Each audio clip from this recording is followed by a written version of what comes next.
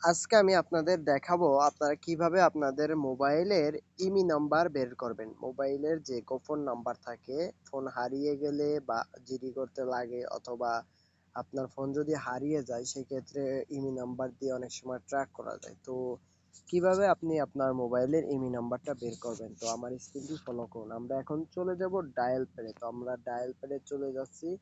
দেখতে পাচ্ছেন আমাদের ডায়াল প্যাডে আমরা এখন ক্লিক দিলাম। ক্লিক দেওয়ার পরে আমরা এখানে চলে যাব কিবোর্ডে, অর্থাৎ আমাদের যে এখানে ডায়াল করতে হবে ওখানে আমরা চলে যাব।